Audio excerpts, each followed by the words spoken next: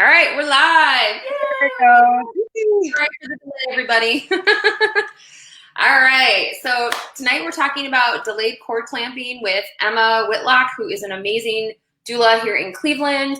I met Emma actually through the Cleveland Birth Expo that she puts on every year, which sadly was not put on this year because of obvious reasons.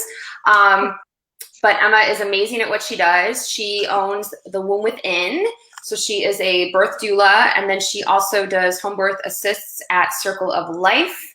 And she also does doula work with Nurtured Foundation. And after all that, she also does placenta encapsulation and makes beautiful keepsake jewelry for women and their babies. So Emma, and she has 3 amazing children, and she lives in Berea. So Yeah. if there's anything I missed, Emma, go ahead and add in. No, that's it. It's quite a mouthful when you hear someone else say it, I guess. and she's a veteran.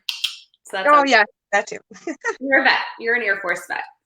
So wanted to talk tonight about a delayed cord clamping because last year when I had actually this is a true story. Last year when I had a client who was pregnant, I didn't really know a lot about it, and you posted something last year, probably around this time actually.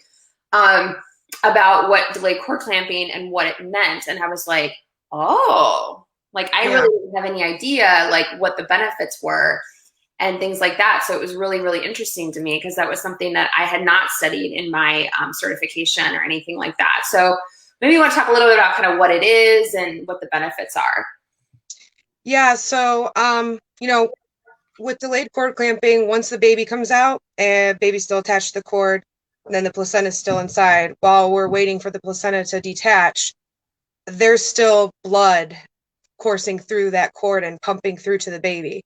So when you do delayed cord clamping, you are waiting and not clamping and cutting that cord right as the baby comes out. You're allowing it to fully pulse and finish and kind of deflate and give the baby all it really needs. And then once the placenta detaches, it might even have a little bit going still then, but usually it's done once the placenta detaches and you can go ahead and cut and clamp. Now,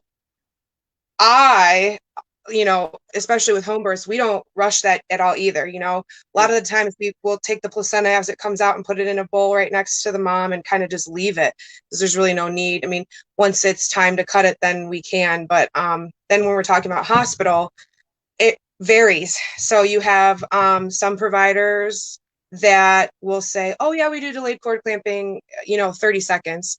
And that's because ACOG, which is their like governing body that tells them a lot of their rules for obstetrics, says 30 to 60 seconds minimum. But in my world, minimum, nobody wants the minimum, we want the maximum. So minimum should be 30 to 60 seconds, right? But if you can do even 2 to 5 minutes, or really honestly, it should be done until it's done pulsing.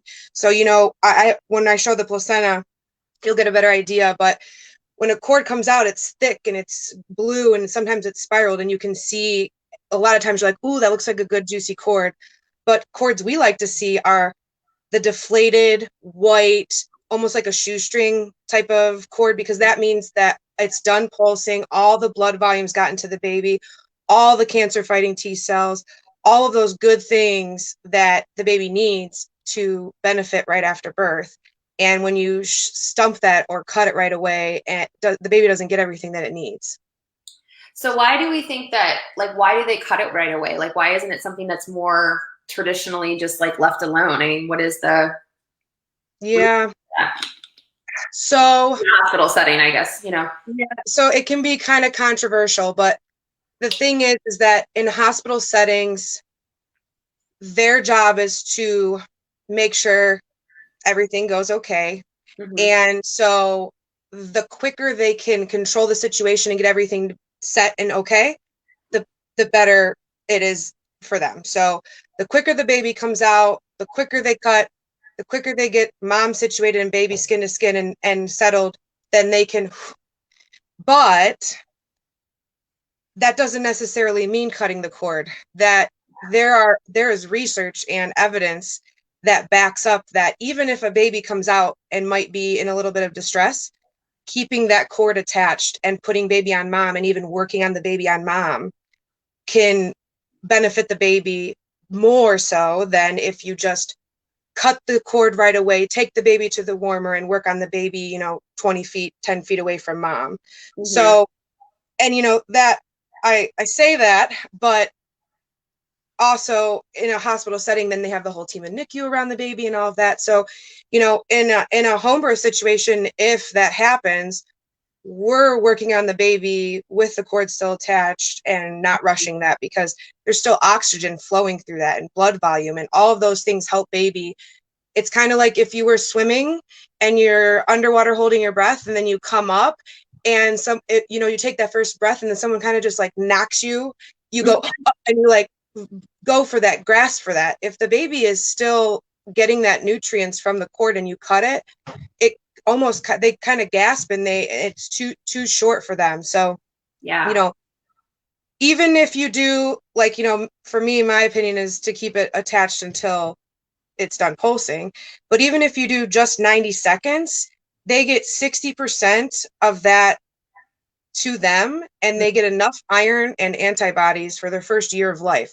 So if you cut that even at 60 seconds, they're not even getting, probably not even half of what they should be, and just delaying it even a little bit more. So I noticed that it's becoming more of like, oh, it's standard that we do delayed cord clamping, which should be a good thing. At least if we're getting anything, at least 30 to 60 seconds is good, better than nothing. But in a C-section, that's pretty rare. 30 seconds is like the max, which that's a whole different situation because it's a surgery. But if we are able to, most providers I see do the 30 to 60 seconds. A lot of midwives will do 2 to 5, or, generally speaking, depending on how fast it's done pulsing and comes out, most midwives in the area, I believe, will let it go until it's done pulsing. So if it's something that you're wanting to do for your birth, then it's something you just, like any other birth preference, or, when you're at your prenatals, you just talk about it. The key is how you word it. So you don't say, hey, I want to do delayed cord clamping and I want to leave it attached till the placenta comes out. What is your standard of care for that? You say, hey, how do you handle delayed cord clamping? And then let them answer. And if their answer isn't what you're wanting to do, then you talk about, well, I was thinking that I'd like to do this. Can we talk about that? And just see. And most of the answers for a lot of birth situations are, as long as everything's okay with baby. So it's going to be a hard fight in a hospital situation for you to say, well, even if the baby's in distress, I want to keep it attached and work the baby on me. That's pretty much never going to happen. But in a home birth situation, you just talk about that with your midwife. And for the most part, a lot of birth wishes and wants can happen as long as it's, safe. So. Yeah, and now with the C-section, is it pretty common then to cut it pretty quickly then? Yeah. Yeah. And there's multiple reasons for that, is above my head. But it's mainly because now we're talking about an open surgery and getting mom safely back together and in recovery. So I don't know the logistics enough to know exactly how surgically it works, but if it would be possible, what would be nice is once the baby comes out and they detach the placenta, to just keep the placenta attached while they take the baby over to the warmer and work on them. But that's probably a little radical for their liking. So I know for sure every section I've ever been a part of, they at least do the 30 seconds and they give at least that, unless the baby's in distress, but it's better than nothing, Yeah, for sure. So you talked about the benefits, which I was reading that too, like about the iron and things like that. So it's kind of like, yeah. So like there's 65% blood volume in the placenta. And of that, there's typically 20 to 50% just in the cord. So then that opens up a whole nother discussion about cord blood banking. And nothing against anybody who has done it or is thinking about doing it. It sounds nice. And they come into the room and tell you, oh, it's free, no hassle. We just take a little bit out of the cord and donate it. But the reality is that's not the cord blood. It's the placenta blood. It's the baby's blood. So even that little bit you're taking it away from the baby. So in theory, it's great. And especially if you're going to bank it for your own sake, because you might have history or the child might need it for themselves, totally different story. But I always tell moms, think about in a different sense of, yes, you're banking it, but you're taking it from your own baby when you're banking it. So they can't take that from the cord once it's done pulsing because it's through. So they're taking it as the cord is still pulsing, right? So if I'm trying to remember exactly how much, like, I think the pediatric standard says that you're not supposed to take more than 15%, like a blood draw, more than 15% from the baby, which I think equivalates out to, I want to say like 15 mLs or something like that. And when they do the cord blood banking, the minimum they will take for a donation is 90. Oh, wow. So, you know what I mean? Like that, Yeah. they need that for that whole first year of life. So if it's going to benefit your own child and it's needed for, maybe an illness or trying to work through something later because of past history, totally different. But I always tell moms, it sounds like a good deed, but you're taking it from your own baby. So just to weigh heavy at and think about, if you want to do it, good, but to just know what that really means. So cord blood banking then is basically taking it and saving it for later, correct? Kind of thing? yeah. So Okay. most people will donate it, because if you keep it for yourself, you have to pay and to keep it, refrigerated in a bank place. So if you know you're going to need it for yourself or the baby or maybe a sibling or something like that, you pay a month storage fee and stuff. Other than that, they come in the room and take it and then donate it to stem cell research.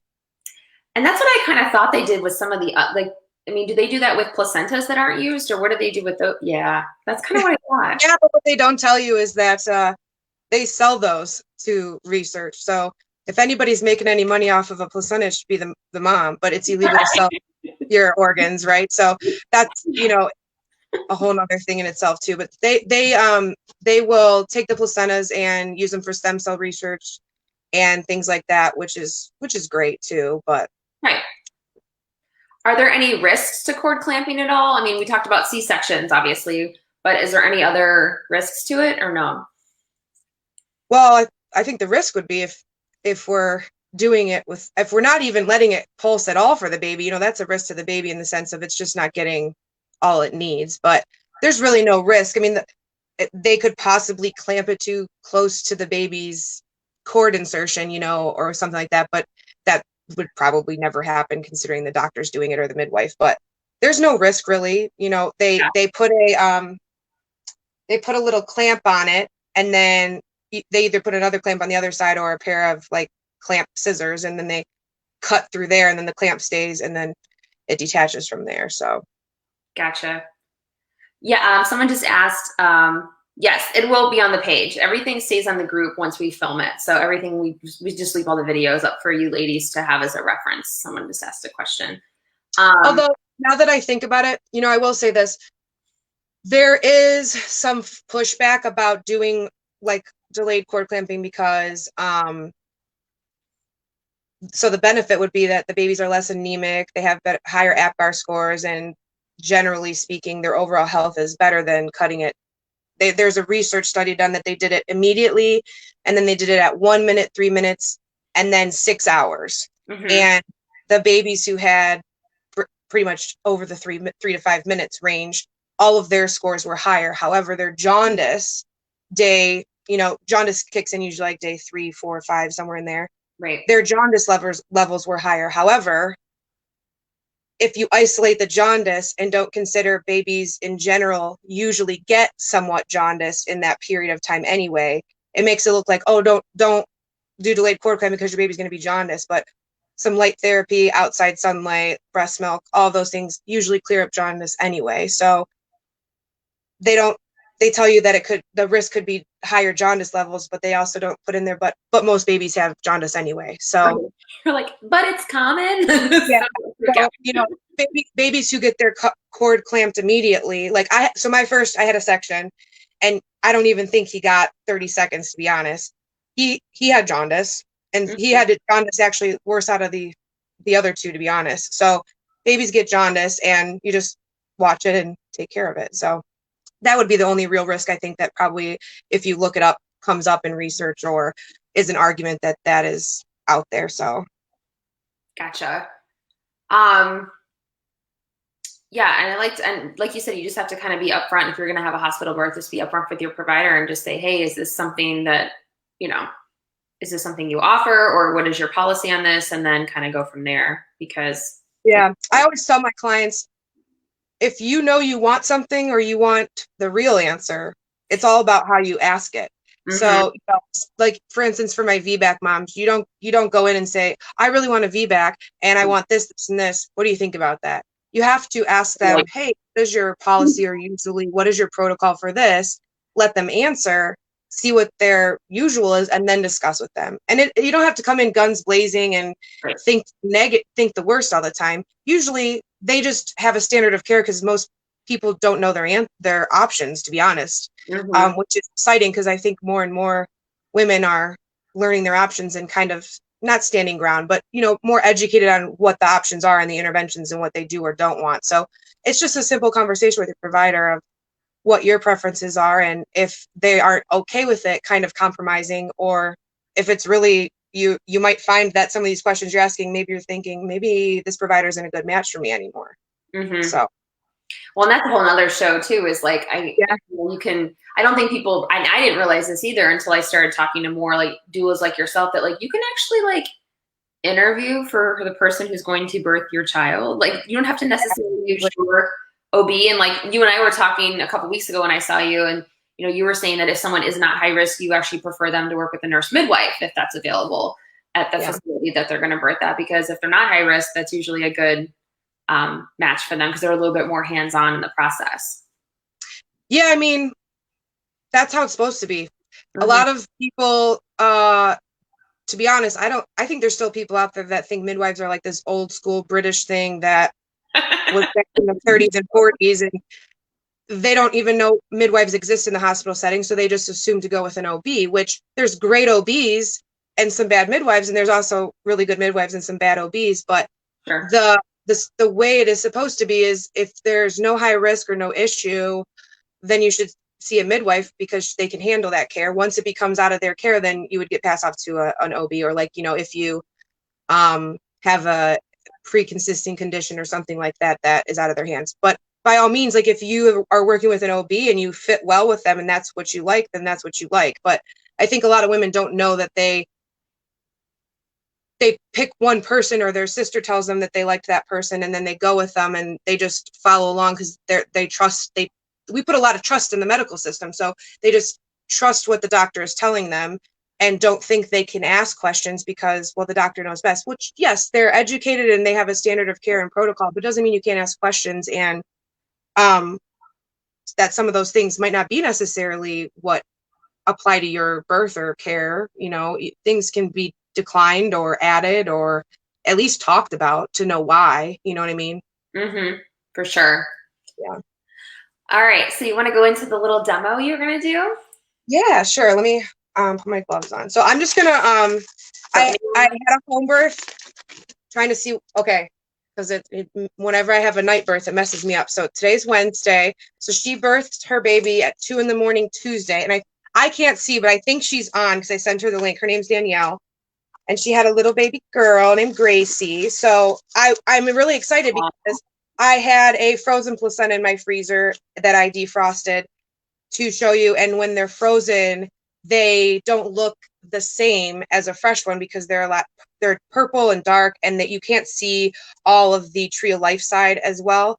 So I'm yeah. really excited because we have a like little over 24-hour placenta to show you. So I'm going to try and flip the camera, I think. But if Sure. it's not, all right, let's see if this works. Oh, I Okay. see it. Okay, cool. Can you guys, there we go. All right. So It's on the ceiling. We're good. okay, cool. So so this is a placenta and this is the cord.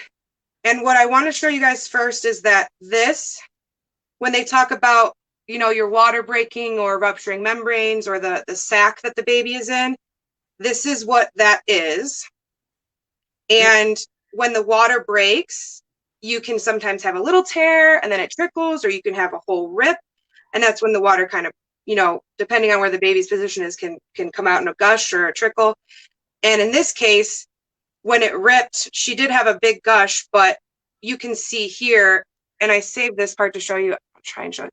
Yep. It's super, super thin, right? And so what's amazing about these membranes, like it's so thin that you almost feel like you could just push your finger through, but the whole pregnancy, it's strong enough to hold together until the water breaks, you know. And of course, sometimes, you know, in premature situations, it ruptures or whatever, but something so thin we make encases the baby and keeps it safe that whole time. And just another reason why women are awesome, right? Quite frankly.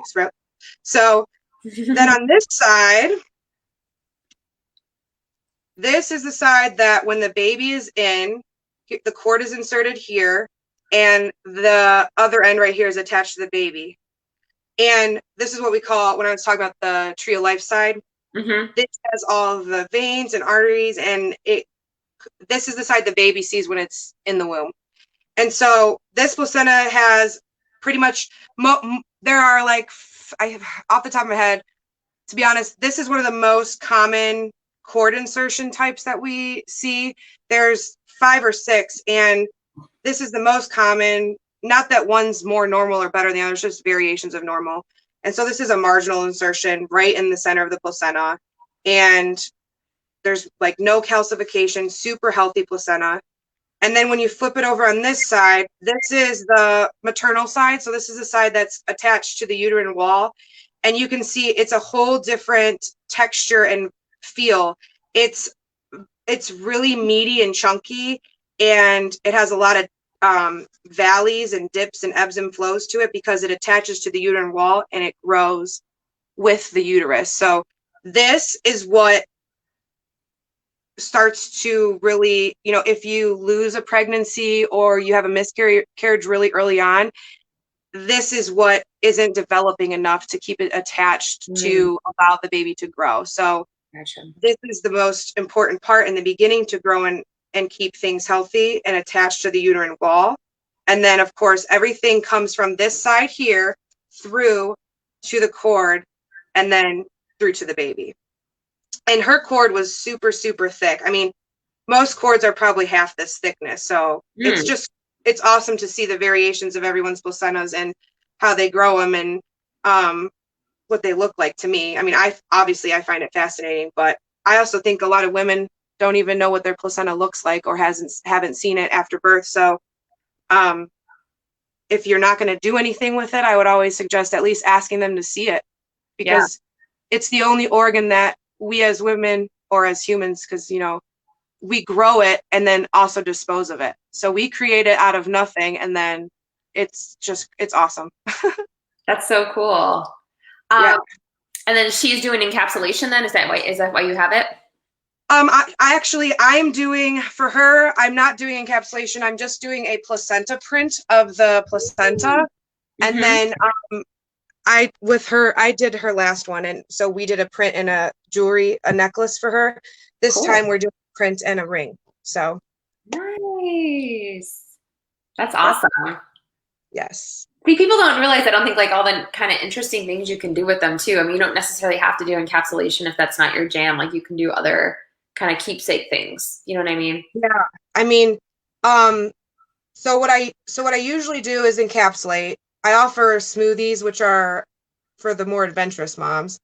And then for the ones that don't want to consume anything, I usually do a print, and then I'll take the whole cord and do like some kind of cord keepsake, whether it's a heart shape, or if I can do like the word love, or maybe a baby's first initial, or whatever they want, star, whatever.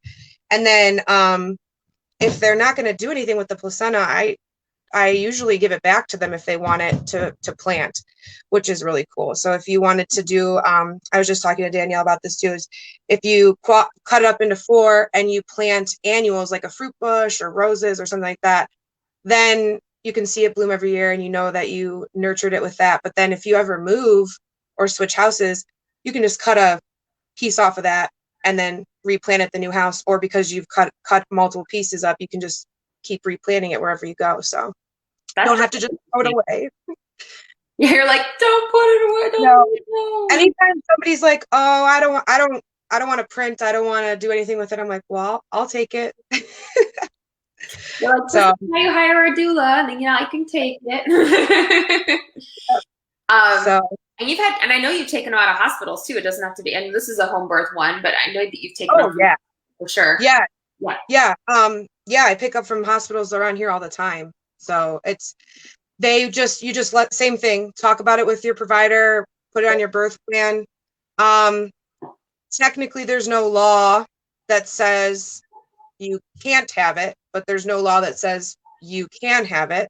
So there's really no hospitals in the area here that give me well, not me, but give moms a hard time about taking the placenta. They just have them sign a release form and then they take it. And so you don't even really have to tell your provider what you want to do with it because it's yours. So you just tell them you want to take it or encapsulate it. Most of the providers in the area are, as long as there's no reason, like the only real reason you wouldn't want to consume a placenta is if there's an infection or like polio, that kind of thing. Other than that, sometimes they'll say, oh, well, you had twins, so we want to send it to pathology, or, oh, it looks weird because there's an extra lobe, or any of those reasons are, you can just decline that you don't want it to go to pathology, or you can ask them to just cut a little piece of the maternal side, that chunky, meaty side off, because there's really no reason to study. I mean, just because it looks different doesn't mean anything's wrong with it. They just like to study those, or send them to pathology for testing to see if there's like reasons why, which if you want to do that, that's fine. But if you're wanting to consume it other than an infection, there's really no reason that you can't have it. So they're pretty good about it around here. So Gotcha. Awesome. Well, I don't have any more questions. I think we're good. That was a good demo. I liked it. That was a good angle. Nice. I like how you had a way to put it up. Yeah. Oh, well, I'm glad that light's hanging like that. So yeah, the only other thing I can think of is that if if you talk about these options with your provider and they still seem like, the one thing that I do get a lot of pushback from is we'll be set to go, and then 37, 38 weeks, they test positive for group B strep. And there are providers that will then tell them, you can't encapsulate it, it's not safe. And so the reality there is that it's safe to do it, but you have to make sure that the person that you're choosing to process your placenta has the proper training and experience to know how to handle that, which would mean that we are making sure that the bacterial temperature has to be high enough to kill off that bacteria, which if they're dehydrating it at the right temperature, it would be. And the standard safety care in placenta world is that even if it's GBS positive and we know it's at the right temperature, we should be encapsulating or dehydrating that for a minimum of 24 hours. Mm-hmm. So we follow a lot of the same food safety standards. So if you end up GBS positive and you still want to encapsulate, like, there's not a problem. We just do 2 extra steps to it. So it cycles through. Like sometimes I get a lot of pushback just in general about placentas, and then it seems to shift between not wanting to let the moms do it at all to GBS. So it kind of like ebbs and flows. You won't hear about it for a while, and then it'll pop back up. And there was an article that had come out that started that. Really, it was like 2 years ago, I think now, maybe 3. And it was improperly processed and handled. So that's why there was some question as to where the GBS positivity came from. So just make sure whoever you're choosing to do it with, or if you decide to do it yourself, that you just know what you're doing and trust that it's being prepared safely for you. Because even if a mom really, really wants to do it and I don't think it's safe, I'm not going to put a mom in harm. You know what I mean? Of course. Yeah. That only makes sense. So awesome. Thank you so much, Emma. This was really interesting. Thank you. It's so fun. Anytime I can get to play with the placenta, I'm like, yeah, let's do it. Let's show her. We were talking, me and Jariel and Aubrey were talking, and we're like, who can talk about this? And we're like, Emma. Yeah, and there's a couple of there's a couple of Facebook groups that you can join too if you're like even more intrigued in the placenta, or you want to ask questions too.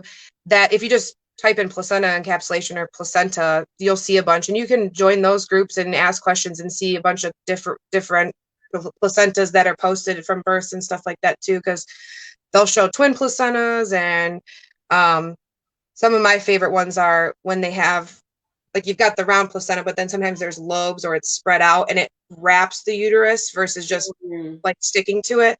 So it's cool to see the different ways that they grow. And if you have more, if you see your first placenta and you have more children, it's cool to kind of see, do I grow them all the kind? Are they all grown the same? Do they vary? You know, like how they are. It's pretty cool.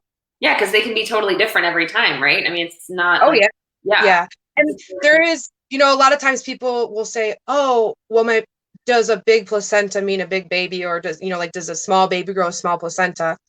And my answer is always, well, the textbook answer is that there's no correlation between placenta size and baby size, but the placenta grows in correlation with the baby and how much it needs to sustain. So you're not going to see a placenta like you just saw at that size for a 20-week old baby. Or it's pretty rare that you see a baby that's over 8 pounds have a placenta that's like the size of a coffee saucer. You know what I mean? So I find that there is correlation because like it's going to grow to the size that the baby needs it to. But what that means is that based off of the baby size and also how big you grow the baby, that's going to determine how many capsules or, you know, whatever way you're choosing to consume it, if you are, how many you get. So like the average is 150 to 175 capsules, but some moms get like 115, some moms get over 200. So it just depends on how big the placenta is. That's a lot. Yeah. How long can that last for? Just out of curiosity. So the way I tell moms to take it is to cover them through the first 4 weeks, because the first 4 weeks it takes 4 weeks for your body to regenerate everything you've lost from now the baby's out, the placenta's out, the blood loss, all those hormones. And for those 4 weeks, you're kind of upping, down, regulating. And if you're taking these during that first 4 weeks, it's helping to maintain a baseline. So you're not dipping and then going and dipping. So after 4 weeks, most moms usually last through the 4 weeks, because every week you kind of take it down. You don't just stop taking them, you kind of wean off. So after the 4 weeks, whatever's left over, I tell them to wait and use when they get their period back, so that they're not dipping emotionally and hormonally. And then also, like, sometimes women can lose a bit of milk supply right before their period. So it helps to, you know, carry them over like that. So that's awesome. I didn't realize that made that many capsules. That's pretty cool. Yeah, it just depends, you know. And then, you know, if you're doing other things, like some moms will do the smoothies and the capsules. So you just have to take into consideration, like, you're going to get a little less capsules, but the raw smoothies are worth losing a little bit of capsules because they're straight pure benefit. So for my moms who are adventurous enough to try the smoothies, which you really can't taste it. I've never had a mom say, they usually say, oh, this is great, I can't even taste it. You doing the raw smoothies right away really helps with the bleeding and the uterus to shrink back down. And it, you know, milk usually comes in around day 3 or 4. So it helps to bridge you to that third day so that you're not feeling completely depleted. So I'm a big, firm smoothie pusher. If my mom even like ask about it, I'm like, oh yeah, you should do it. That's what you want. That's what's going to give you a lot of nutrients. You deserve it. Yeah, exactly. Well, yeah, you just did this whole journey. Like, oh yeah, take care of yourself. That's the best thing you can do. So absolutely. Awesome, Emma. Well, thank you so much. I will link to your website and stuff like that too in the comments on Facebook, so people know where to find you with. Yeah, absolutely. If anyone has questions for this too, just let me know.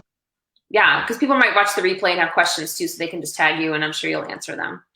Yeah, absolutely. Awesome. Thanks so much. You're welcome. Thank you, guys. Talk to you soon. Yep.